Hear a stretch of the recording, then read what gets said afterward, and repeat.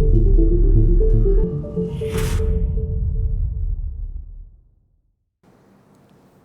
يا بطل، انا مش عايزك تمل من الشرح ده. انت لازم تبقى فاهم عشان نحل اكت وسات، لازم تبقى عارف البيزكس بتاعت الجرامر.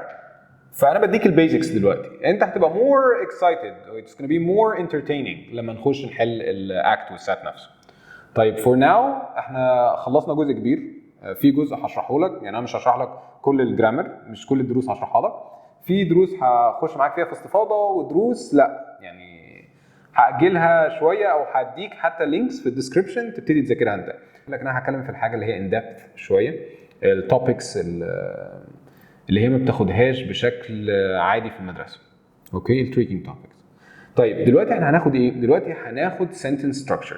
ركز في الدرس ده عشان الدرس ده واقف عليه حاجات كتير، واقف عليه semi colon، واقف عليه conjunctive adverbs، واقف عليه الفان بويز، واقف عليه الكوماز، واقف عليه الاندبندنت والديبندنت clause. فالدرس ده very rich، فانا عايزك تركز جدا معايا فيه. طيب حلو قوي. هو ايه sentence structure؟ sentence structure ده basically what type of sentence you're using. What type sentence is being used in the question. زي أنا عندي simple sentence, compound sentence, complex sentence و compound complex sentence. طب يعني إيه sentence؟ sentence هنبتدي بالsimple sentence وده أسهل نوع. إيه simple sentence؟ البيزك elements بتاعتها هي subject و predicate. يبقى أنت عندك في simple sentence subject و predicate. عشان ما تتلخبطش مبتدأ وخبر. طب هو إيه subject؟ subject هو Mary. Mary plays tennis. يعني ايه subject؟ يا اما الفاعل يا اما what the sentence is talking about. يا اما هو الفاعل يا اما what are we talking about, what are we discussing.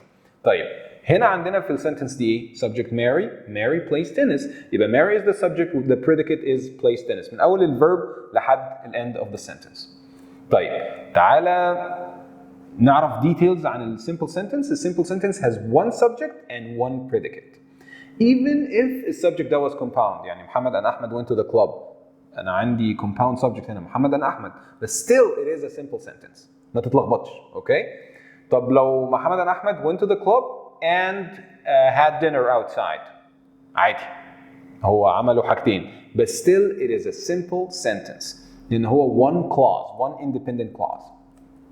اوكي، طب ايه الستراكشر بتاع simple sentence؟ عندنا السبجكت اللي هو هنا البروناون we went to San Juan. يبقى السنتنس دي عندنا we went to San Juan، عندك we is the subject، went is the verb، والprepositional phrase او الcomplete predicate من اول went لحد الفول ستوب. it's simple clear. خلاص؟ عندنا ايه تاني؟ Mary one subject، plays tennis one predicate. طيب تعال نجرب الكومباوند سبجكت زي ما قلت لك. كومباوند سبجكت Tom and Mary plays tennis. طب تعال نجرب كومباوند سبجكت وكومباوند فيرب. كومباوند سبجكت Tom and Mary plays tennis and swim. ما تتلخبطش، كل ده اسمه simple sentence. طيب لو انا عايز اعمل حاجه، لو عايز اكلمك بقى دلوقتي في الكومباوند سنتنس. طب هو ايه الكومباوند سنتنس؟ Very simple. One simple sentence another one simple sentence connected by fanboys, fanboys. طب هو ايه الفانبويز؟ هنعرفهم in depth، بس احفظها كده. السمبل سنتنس هنسميها اسم تاني اسمه independent clause. خلاص، يبقى السمبل سنتنس ليها اسم تاني وهو independent clause. طيب يبقى two independent clause connected by fanboys equal compound sentence. في طرق تانية؟ yes. تعال نشوف. A compound sentence ممكن to be connected with coordinating conjunction. Those two independent clause could be connected with coordinating conjunction, conjunctive adverb, and semicolon. طب تعال نشوف ازاي. We went to San Juan yesterday, and most of us danced all night. طيب how do I know that this is two independent clause؟ تعال نقرا most of us danced all night. Does this make sense on its own? Yep. Is there a subject? Yes. Is there a verb? I can see it. Is there a predicate? If there is a full subject and full predicate, then that's a sentence on its own. طيب, is there another sentence that could stand alone? Yes, we went to San Juan. Fair enough. Are they connected by comma and? Absolutely. So it is a compound sentence. Let's move on. We went to San Juan yesterday. This is the anatomy I just told you about, and this is called a coordinating conjunction. Those fanboys are called coordinating conjunctions. So again, what is a compound sentence? Subject, predicate, comma, and another subject and predicate. Is it only and? No, as I said, they are fanboys. Okay, I keep repeating the word fanboys, fanboys. You don't even know what is meant by fanboys. Take the initials for the following. F for, A for and, N for nor, B for but, O for or, Y for yet, S for so. Don't forget the comma. And that's why we're taking this lesson. We need to know when to add a comma. Here it is. Tom swims, comma, and Mary plays tennis. Tom swims is an independent clause 1. Mary plays tennis, independent clause 2, connected together with a comma and. Don't forget the comma before the fanboys. I repeat. Okay, is it the only way to connect two independent clause using comma fanboys? No. There is something called conjunctive adverbs. I'll give you an example. We can use moreover, however, otherwise, therefore. Bob is handsome, semicolon, moreover, comma, he's rich. Bob is handsome. That's a fully independent clause. He is rich. Another independent clause connected by semicolon, moreover, conjunctive adverb, comma. So don't forget the structure. Semicolon, conjunctive adverb, comma. If I put the semicolon and the conjunctive adverb, it is wrong. If I put the conjunctive adverb with a comma without the semicolon, it is wrong. So please focus on the punctuation that is surrounding the conjunctive adverb. Let's focus on the second clause. He is rich. Moreover could come at the beginning, before the second clause. So, semicolon, moreover, comma, he's rich. We understand that. Could it come in the middle? Yes, after the verb. Semicolon, he is, comma, moreover, comma, rich.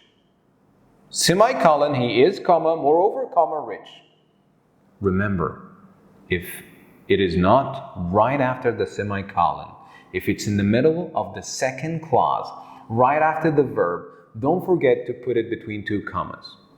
What if it comes at the end, after the clause? He is rich, comma, moreover, full stop. And don't forget the semicolon to connect them. So the semicolon in all scenarios is in the middle between the two clauses. But if you want to move the floating adverb in the middle, after the verb, between two commas, at the end, before the full stop, it has a comma, floating adverb, and then a full stop. Clear? It's easy. So, can we connect? Now, how many ways did we take to connect the compound sentence, to connect the two independent clauses?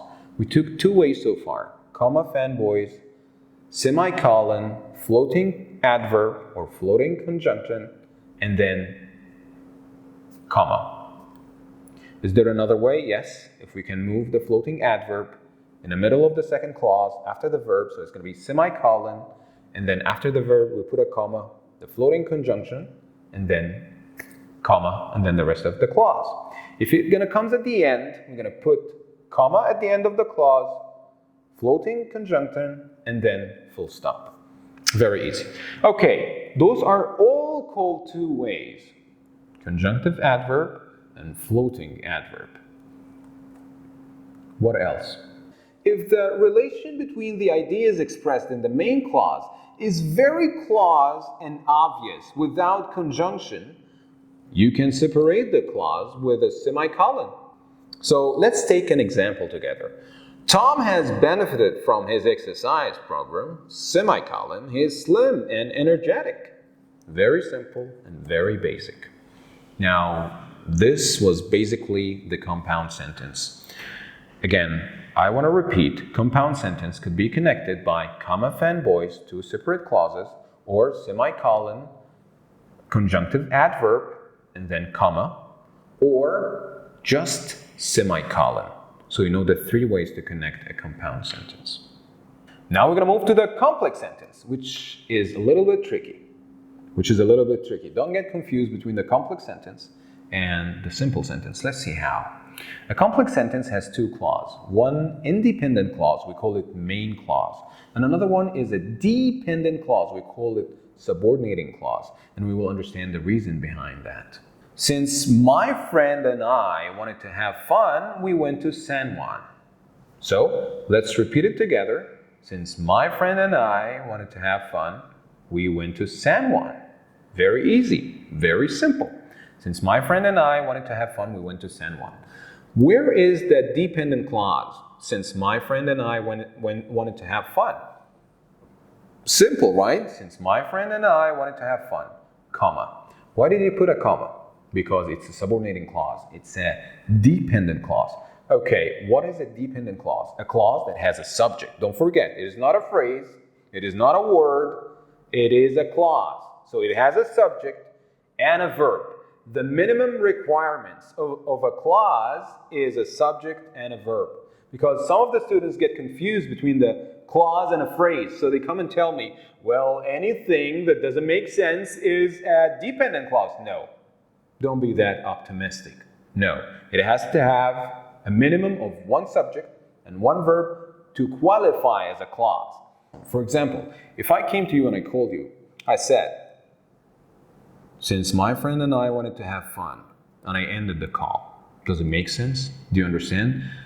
You need to understand what I'm trying to tell you. So you need another independent clause to explain for you what I meant by the dependent clause. For this, we choose the following, comma, and then independent clause. Why comma? To separate the dependent clause, the subordinating clause, from the main clause in case the dependent clause comes at the beginning of the sentence, not at the end. If it comes at the end, you connect them easily with no comma whatsoever. So let's take another example together. Think of the subordinating conjunction as a virus. When the subordinating conjunction hits the independent clause or the main clause, it converts it to be subordinating clause or dependent clause. Why? Because it has this virus called subordinating conjunctions. Subject and a verb, then it's an independent clause. Let's see what are the subordinating conjunctions. They are just like the following. After, although, as, because, before, if, since, then, that, though, till, until, when, where, whether, and while. But they're not just that. There are a lot. I'm only going to give you some idea about them, but you can do the rest yourself. So Bob is popular even though he's ugly. ركز معايا. Bob is popular even though he's ugly. Where's the comma? There's no comma. Why? Because I start by the independent clause, which is Bob is popular. I'm not going to connect it with any punctuation at all. It is naturally connected with the subordinating conjunction. It comes right after if you start by the independent clause. So Bob is popular even though he is ugly. His sentence فيها تنمر بس الفكرة وصلتك. Can I use it with a comma? Of course. Even though Bob is ugly, comma, he's popular. سهلة. Even though Bob is ugly, comma, he's popular. Why did you add a comma? Because you have to separate, if you start with the dependent clause, you have to separate it from the main clause, which is the dependent clause. Therefore, comma is needed. So, I hope that is clear and that is useful. That's it for today, and I'll see you in the next session. Goodbye.